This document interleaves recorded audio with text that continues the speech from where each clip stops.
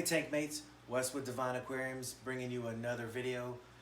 This time the topic is why I chose a SunSun 702B canister filter over the Fluval FX6 canister filter. But before I get into that, let me give you a little special peek into my next video. If you look right here, I have hair algae. I have a hair algae outbreak. And so I'm going to explain why I have a hair algae outbreak. Reason being, I have high phosphates. So that's going to be my next video for you guys. So stay tuned for my next video. But anyway, let's talk about this video. The reason why I chose a SunSun canister filter over the FX6. First things first, price is not a reason. The price tag of $330 is not an issue to me, just because when it comes to my fish, price is never an option. It's never an issue for me.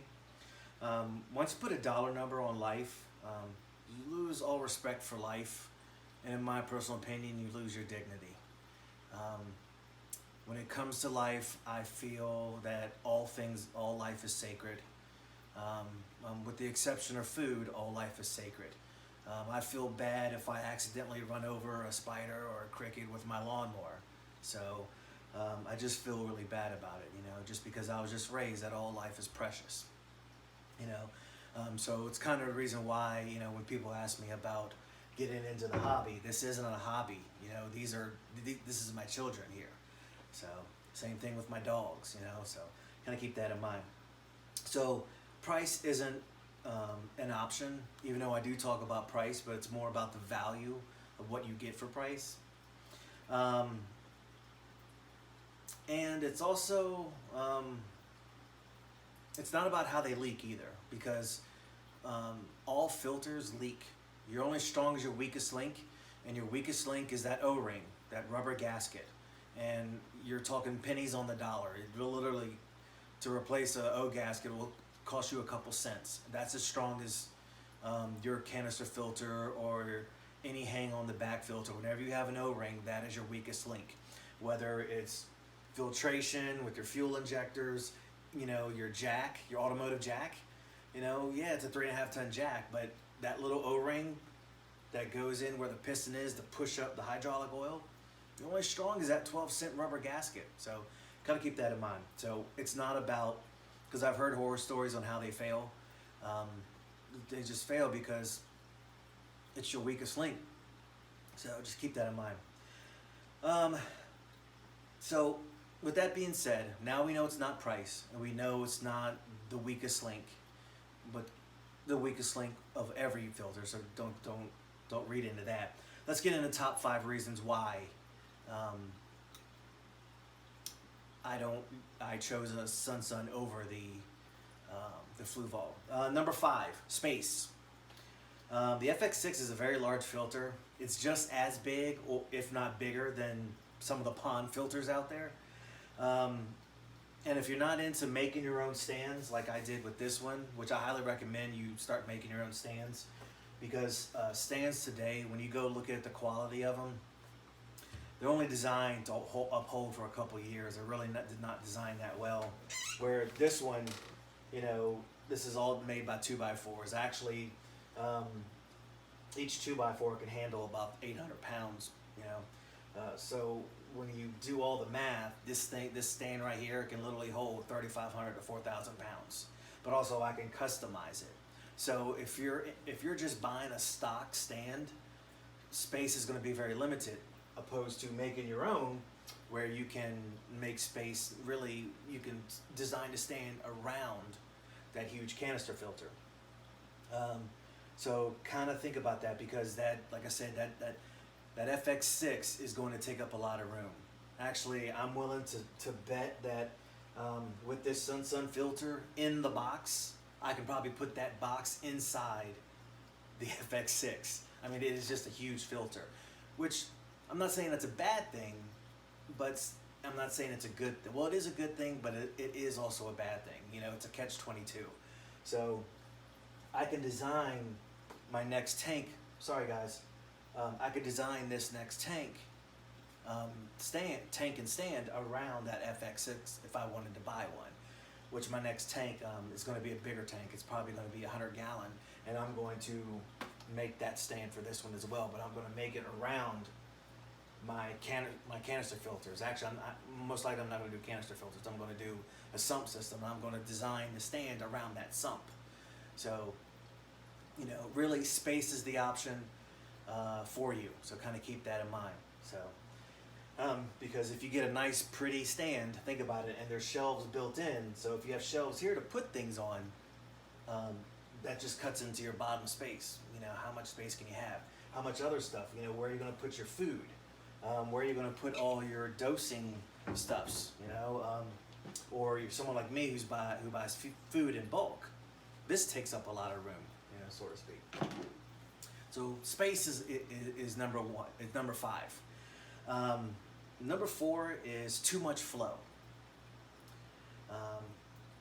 This is a good thing if you have like Guppies, Mollies, or Platies who love the flow and actually will play in the current. But I have Angels and Discus, and it's too much current for them. You know, it's like, I think they say 400 gallons per hour. That's a lot of volume if you really think about it. I mean, that's a ton of volume. Actually, this is a standard 55 gallon tank. And that's going to turn this tank over a lot in an hour.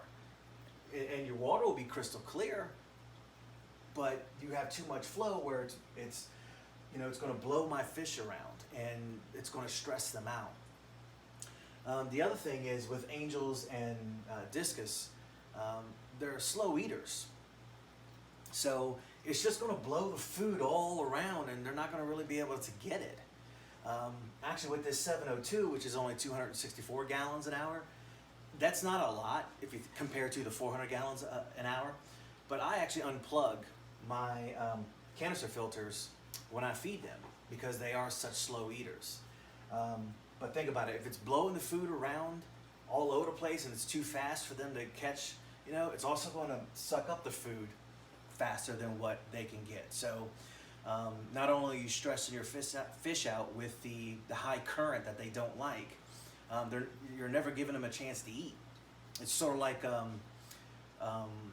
when I had a saltwater tank, I never had seahorses, but people who did have seahorses, they'll tell you, you know, you can't have a high flow because they're slow eaters and they like to hang on. If not, they're just going to be blown all over the place. Same idea, same concept. So, number 4 is too much flow. Number 3, I can never say this word, the corrugated tubing. Corrugated, there, I said it. Actually had to look it up on Google just to see how they break it down or how you say it. I can never say that word. Corrugated. I said it again. If I say it again, I'm going to mess it up and you guys are going to laugh at me. The corrugated tubing.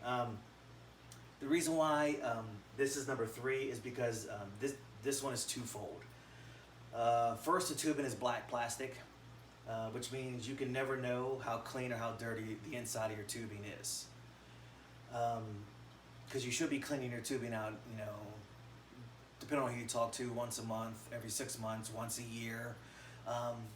You know, I just look at it, and that tells me, because SunSun's come with green tubing, I can look in it and see.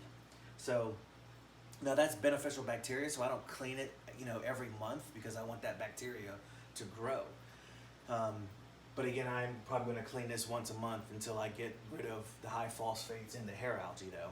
But you'll never know how dirty it is, never, because you can't see through it.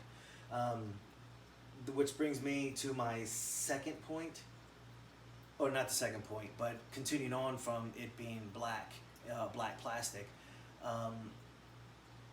Now that you know, you'll never know how clean or dirty it is.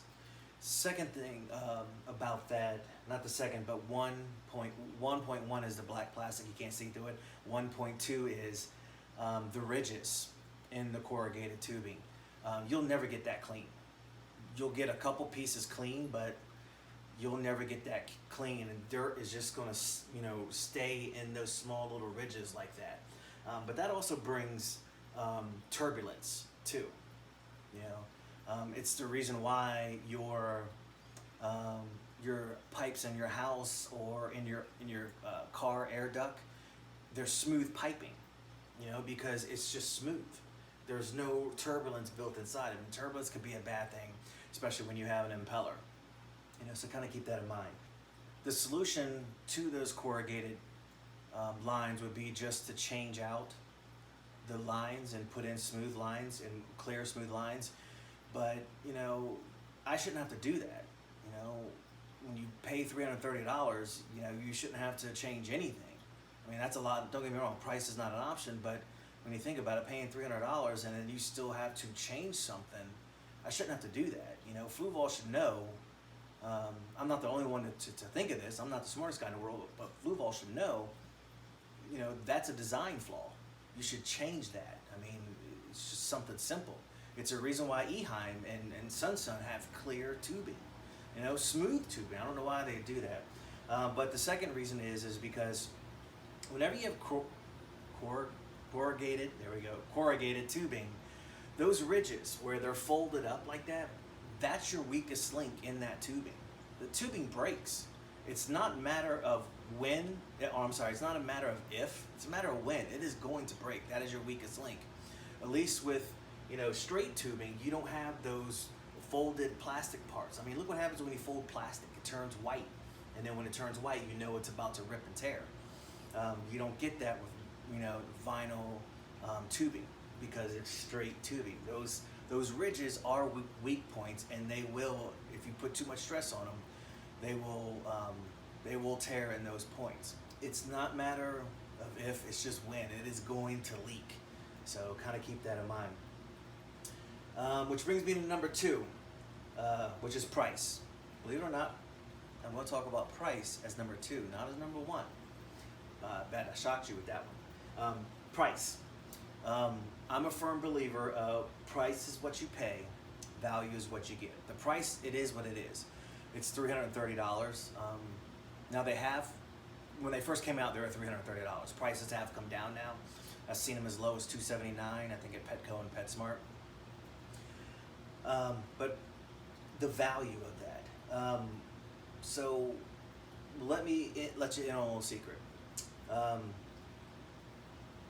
For the price of the $330 for that FX6, I was able to get 2 Eheim pre-filters, 2 SunSun 603B pass-through canister filters, no pumps, and 2 702B SunSun canister filters. All of that cost me $242 for the same amount of filtration. Probably a little bit more filtration actually. So it's value, it's not price. I got more for less, and that's what I'm about. You know, I'm not cheap. Again, I'll pay the $330 if they change the design of the trays, which lead me into my number 1 point. But I got, you know, mechanical filtration, and then 2 canister filters that are nothing but biological filtration and chemical filtration, all for $242. And I'm getting the same amount of flow, actually more flow, because it's 264 each. So you just combine both of them.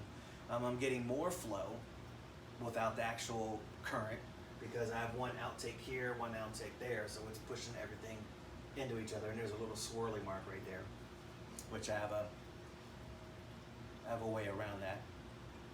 But again, price is what you pay, value is what you get. I'm getting more mechanical filtration and more chemical and more biological filtration with this setup here. And it's cheaper, a lot cheaper, almost over $100 cheaper, just about $90 now, think about it. Or if you're going off the new price, $279, $242, you know, so, you know, about what? $47 cheaper, $57, $67, whatever. It is what it is. Still cheaper.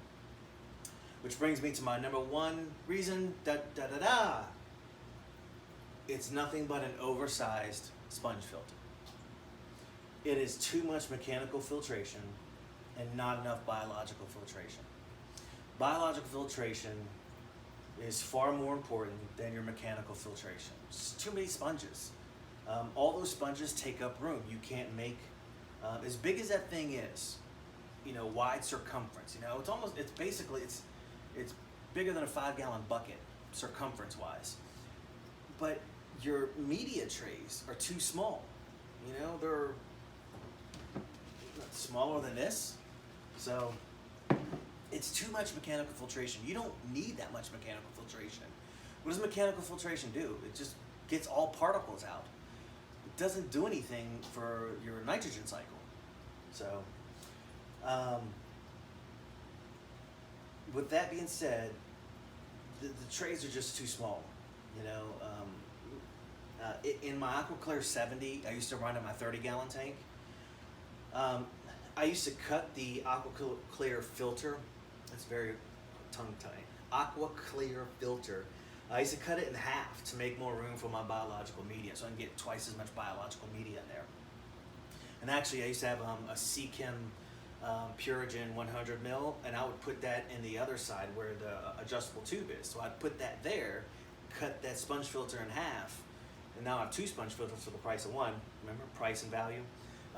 But I got more biological filtration. I got more Seachem matrix in there. Or if I was running, I think for a while I was running CERN Media, Marine Pure, and then I switched over to Seachem matrix. I got more in there because of that, and I got more carbon in there because of that.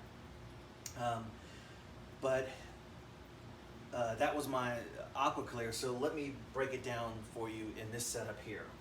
So in my 2 SunSuns 702Bs, because I have sponge filters here, and sponge filters in my 2 603Bs, that's all the mechanical filtration that I need. So I don't need any more. Actually, I can probably get away with just these 2 Eheims. You know, I would just have to probably already clean them once a week, just because I'm OCD. I could probably get away with just once a week because of how few fish are in here. Actually, I have more cories. I have like 17. Last time I counted, I have 17 cories in here. But 2 big fish mean big waste. But I probably get it twice a week with just these, but I just do once a week right now. But in my SunSun canister filters, I have 4 liters of Seachem matrix in there.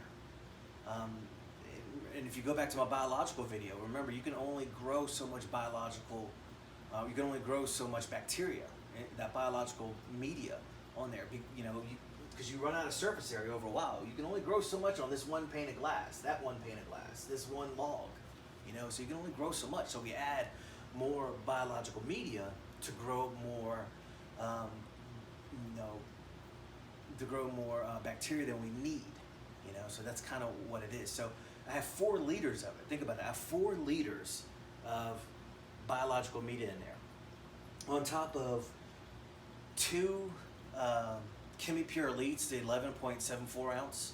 I have 2. I have 1 in each. So I have 2 of those on top of that 4 liters, because there's 3 trays. So I have 2 trays in each. I have 2 liters in this one, 2 liters in this one. I have in another tray, or in the 1 tray, I have 1 ChemiPure Elite, but also 250 milliliters of Seachem Purigen. Same thing in this one. I have 1 ChemiPure Elite with 250 milliliters of Seachem Purigen. So look at all the mechanical filtration that I have. Look at all the biological filtration I have, and also the chemical filtration that I have. Now, I know a lot of people don't run carbon, and that's okay, but I like to run carbon. It's just something I've done for the past 30 years, almost 30 years, probably a little over 25 years in fish keeping. So I like to run it. It helps. When I stopped running it, one of the reasons why my phosphates got high and I got hair grass is because, well, I took that media out, and ChemiPure Elite is good for removing phosphates. Couldn't keep it under control. So when you look at my setup, I can run a test right now, and everything will be 0. 0 ammonia, 0 nitrates, 0 nitrites. Now, that's not good to have 0 nitrites, and we'll talk about that in another video. but it's good in a way. The reason why I like it, I do that all zero, is because I like to add my own nitrogen to control my nitrogen. So think about that. By doing this and having all the beneficial bacteria and all, because of all the biological media, I'm able to control my nitrates. You know, so that's the reason why I want to do that. But in conclusion, I'm not saying the FX6 is a bad filter. I'm just saying it just doesn't fits my needs. It just doesn't fit my needs just because of the fish I have. And well, you know, there are some design flaws, but you know, hey, all filters have design flaws, except for aqua clears. Hang on the backs. Those aqua clear to 30, 70, 100, that is the closest to perfect you'll ever get with a filter, which makes the same company that makes aqua clears, same company that makes Fluval FX6s. So Hagen. So think about that for a second. Let that sit in your mind. But these are just my opinions on the FX6, and I'm not saying I wouldn't buy one. If I decided to put Guppies and Mollies and Platy, something that likes current, I'd probably put an FX6 on this because they love to play in the current. And then I would just take the beneficial bacteria or the media from here and just stick it in that one. Of course, I wouldn't be able to get all of it in there, but if I was running a Guppy tank or a Molly tank or a Platy tank that loves high current, I would stick those in there. You know, I would stick those fish in there with a Fluval FX6. Of course, I would replace the hoses though. That to me, that's the design flaw, is the hoses. I would get rid of. I would throw those out. They don't serve any purpose. I wouldn't put those hoses on my lawnmower, you know, as an air intake tube, just because of all the turbulence that it'll create. But I would get rid of those hoses. So just keep that in mind. So let me know what you think, or what your setup is, or what setup works best for you, because I'm interested. I always like to know what other people are running in their tanks. So leave a comment below. Of course, I'm going to get a lot of hate from the FX6 community. I know that already. Got a hot mic with a hot take, you know, SNL guys. But that's the best thing about opinions. Opinions are subjective. So, as always, I'm Wes with Divine Aquariums. Thanks for watching.